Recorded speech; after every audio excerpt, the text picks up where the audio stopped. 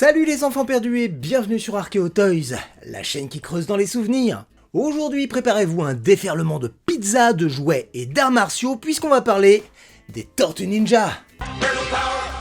Alors que nous venons de fêter le 35e anniversaire de la série animée et de la gamme de jouets éponyme, je vous propose de revenir sur la plus mutante des licences. Et avouons que le simple curieux peut parfois se sentir quelque peu perdu face aux multiples évolutions que les 4 tortues d'enfer dans la ville ont connues au cours des dernières décennies. C'est que des comics indés des débuts, aux illustrations purement commerciales des années 90, en passant par les spectacles musicaux, les films et les différentes séries, Raphaël, Michelangelo, Donatello et Leonardo ont subi de très nombreux liftings. Et force est de constater que les designs et les concepts des dernières itérations peuvent laisser perplexes les moins prévenus d'entre nous. Mais ce sont ces centaines d'histoires et de temporalités parallèles qui font des Tortues Ninja une œuvre unique. Je vous propose donc un voyage à travers les égouts de New York à la découverte des nombreux petits secrets que gardent les chevaliers d'écaille et de vinyle. Comment ce qui n'était qu'une blague potache entre deux dessinateurs semi-amateurs du New Hampshire s'est-elle muée en une œuvre aussi foisonnante? Par quels moyens nos 4 tortues sont-elles parvenues à traverser toutes les modes?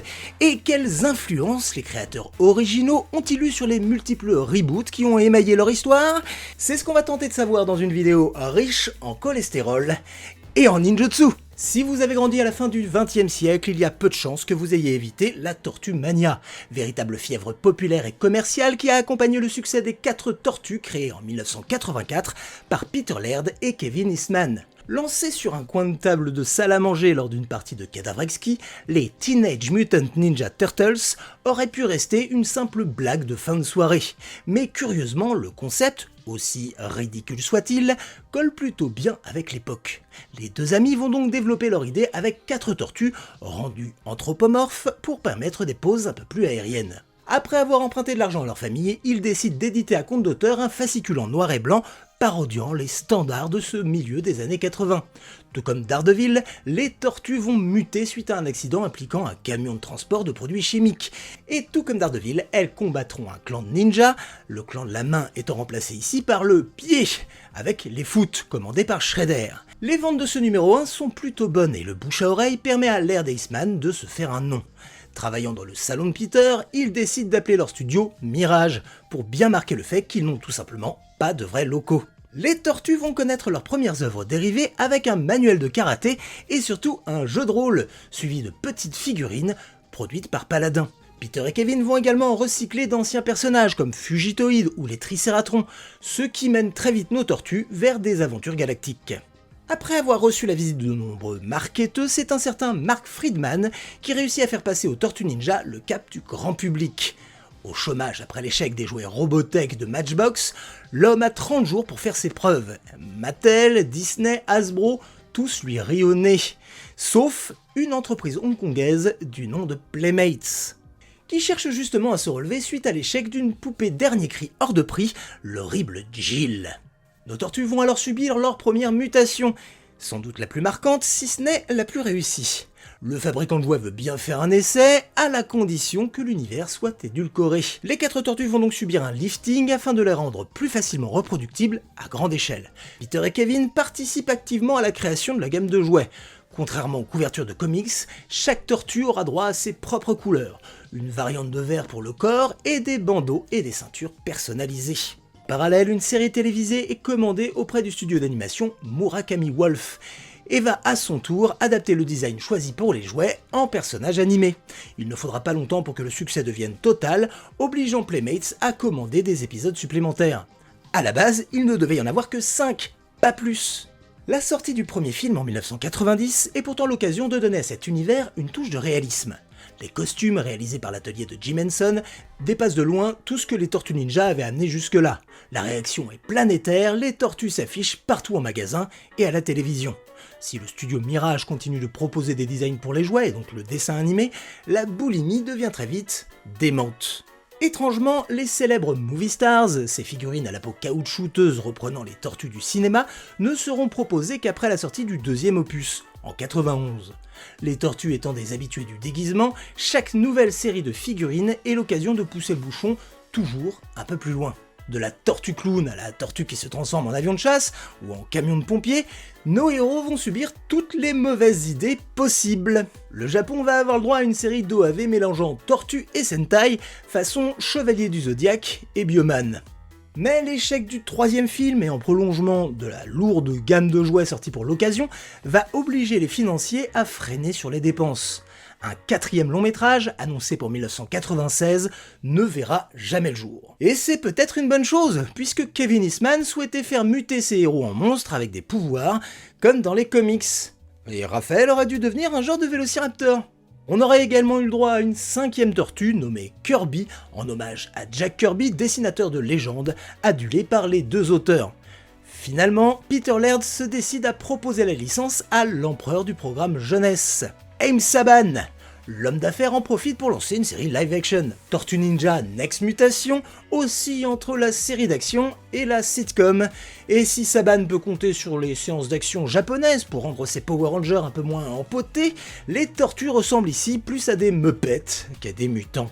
L'arrivée d'une tortue féminine, Vénus, et leur crossover avec les Power Rangers seront à l'origine de nombreux cauchemars. À la fin de l'année 98, les tortues sont à terre et les deux créateurs ont bien du mal à trouver un terrain d'entente pour la suite. Eastman finit par céder ses droits à son co-créateur pour la quasi-totalité de leur création commune en 2000. Et devenu seul maître à bord, Peter souhaite se rapprocher de l'ambiance des origines. Fini l'humour gras et les personnages fantaisistes.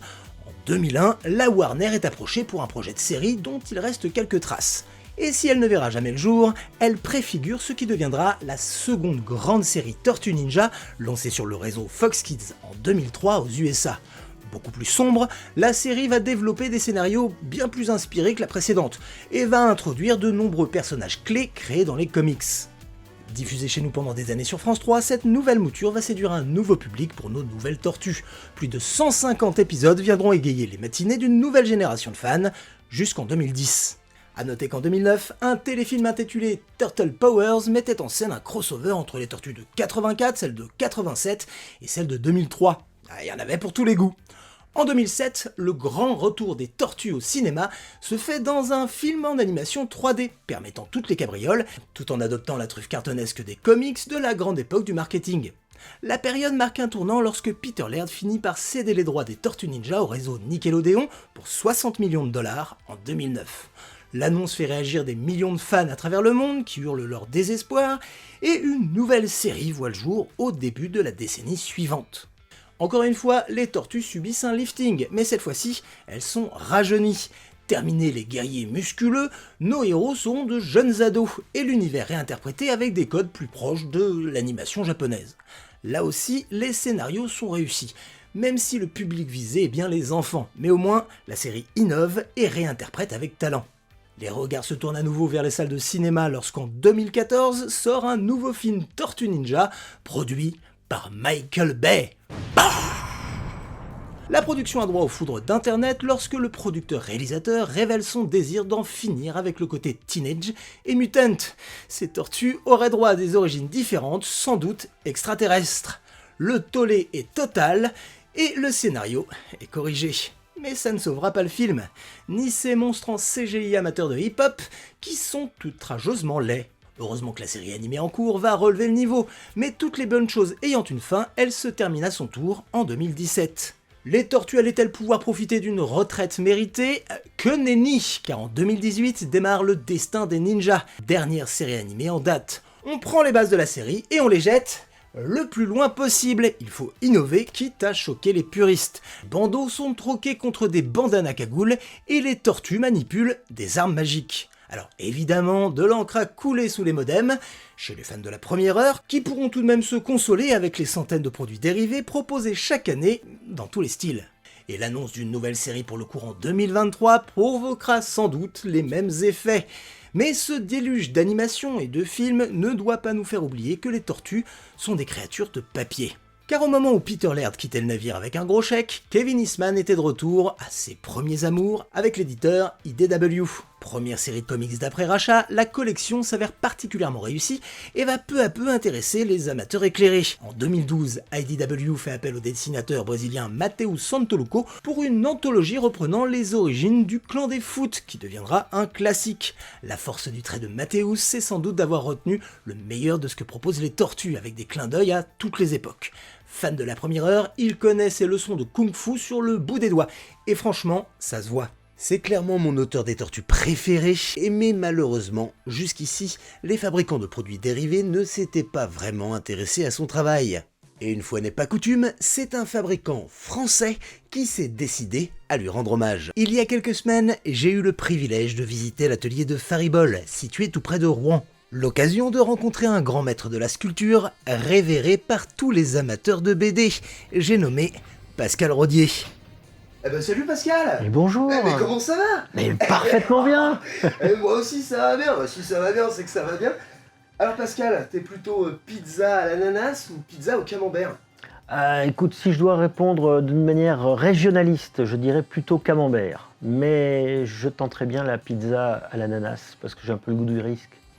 Mais alors dis-moi Pascal, Quoi? c'est la première fois qu'on fait une tortue en France. Mais oui, il faut bien une première fois, enfin.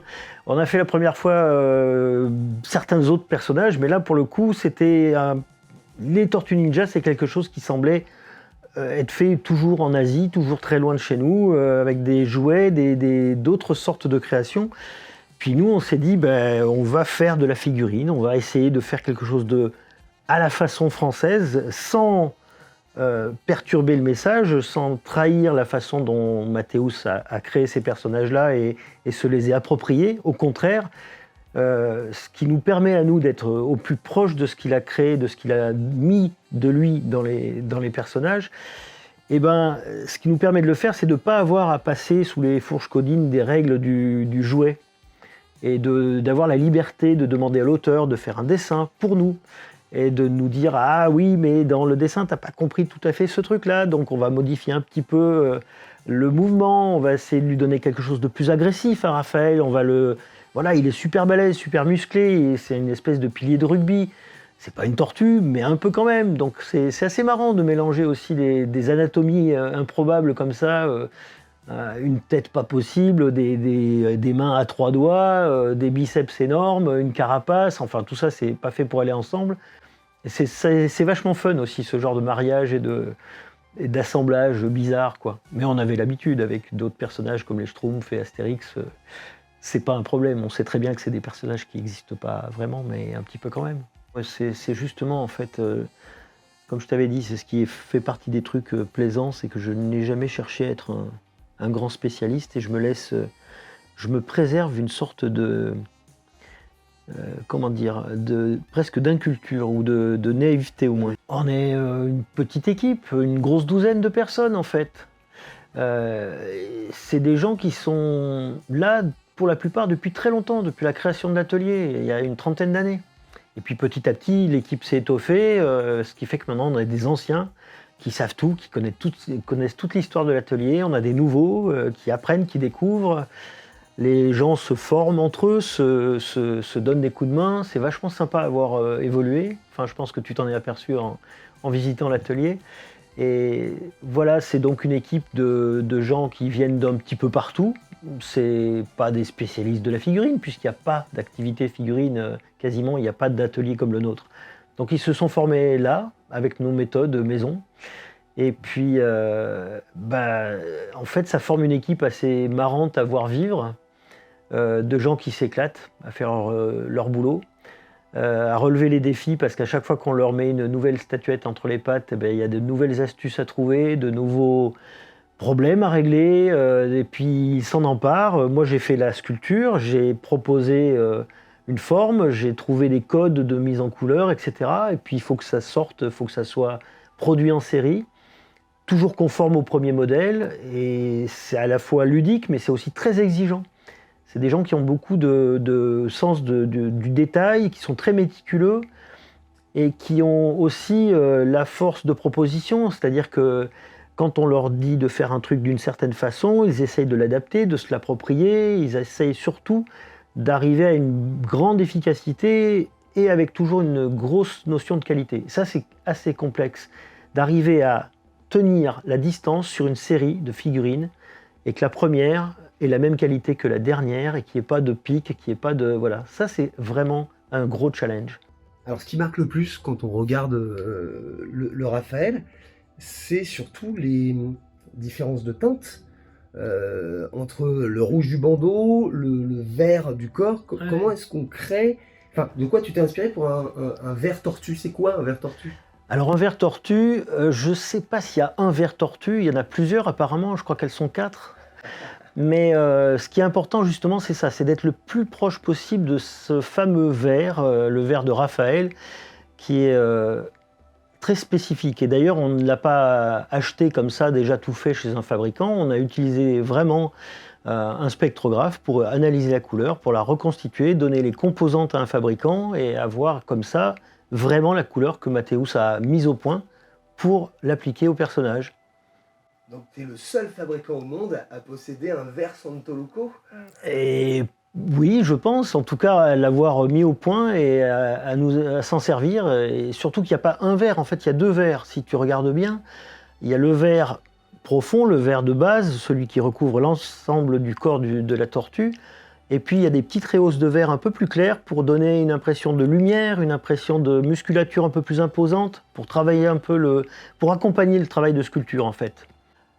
Sur chaque pièce, en fait, ce qu'on a trouvé comme méthode de travail, il n'y a pas très longtemps qu'on fait ça, mais c'est vraiment très très sympa à voir.